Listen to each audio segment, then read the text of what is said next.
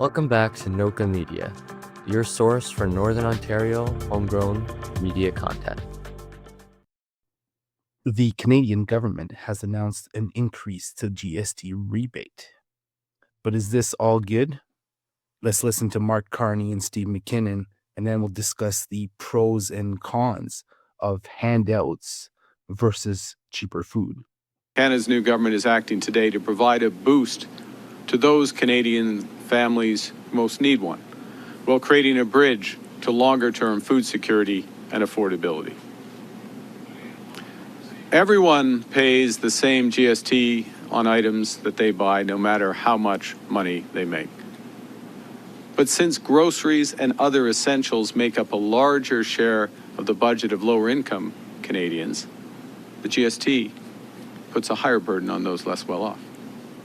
The GST credit has helped to make our tax system fairer by returning a portion of the federal sales tax to Canadians with lower incomes, providing relief for people who feel the extra cost at the checkout most acutely. The rise in food prices means that a lot of these Canadians need more support right now. So today we're announcing that our government is launching the new Canada's Groceries and Essentials benefit.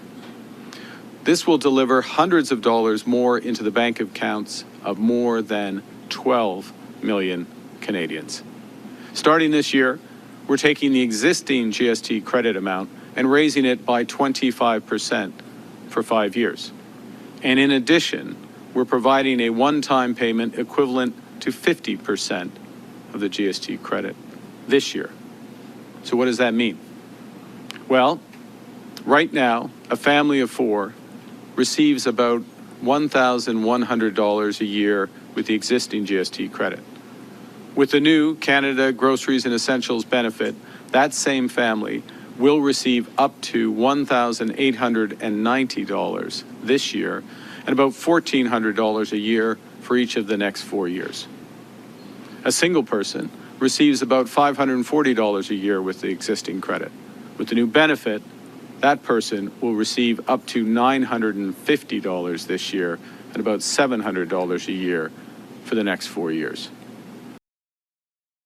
Joining us right now is the Liberal House Leader, Steve McKinnon. Minister, thank you for being here. It's great to be with you, Michael. Listen, let's begin with the GST announcement made by your government today, now termed the Canada Groceries and Essentials benefit. Now, Yes. You heard the opposition.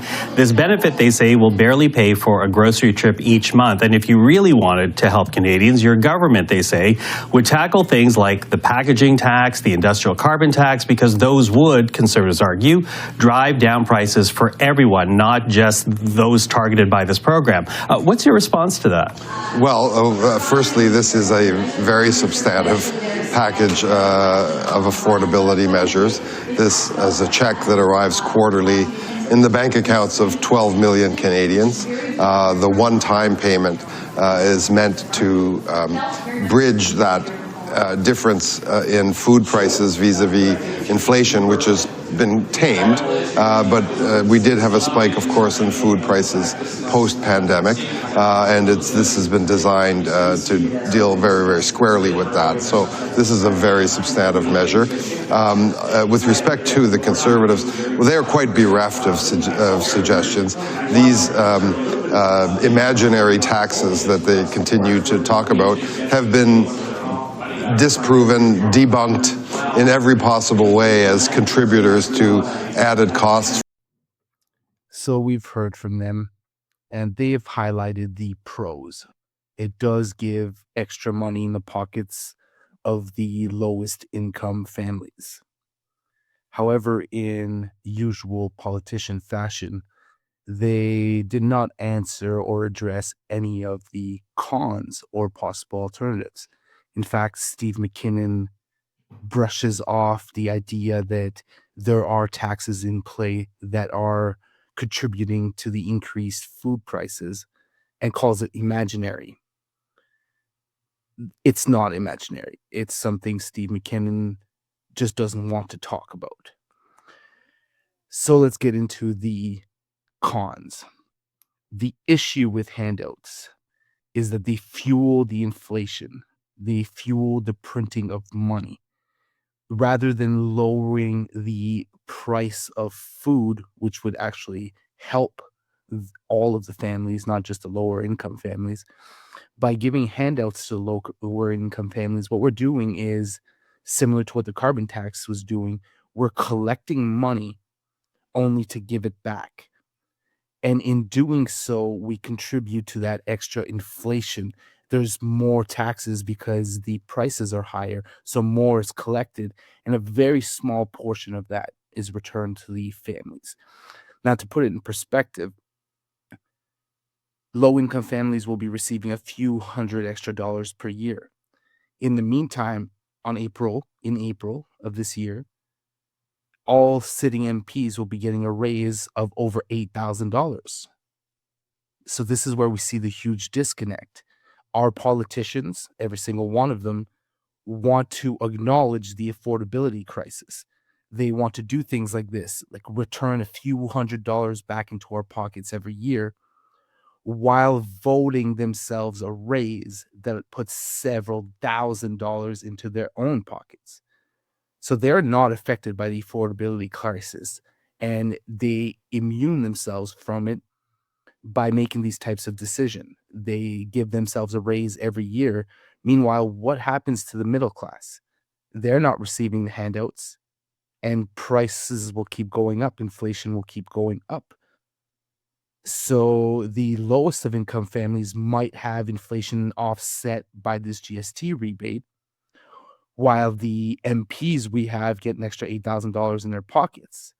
But the average Canadian is left with a higher grocery bill and less money in their pockets. None of these measures will reduce inflation. Now, it has also been criticized as a way of buying votes. And it's not the first time this is done. Justin Trudeau actually made this exact announcement several years ago with a grocery rebate, which was a return on GST meant to help the 11 million lowest income at that time.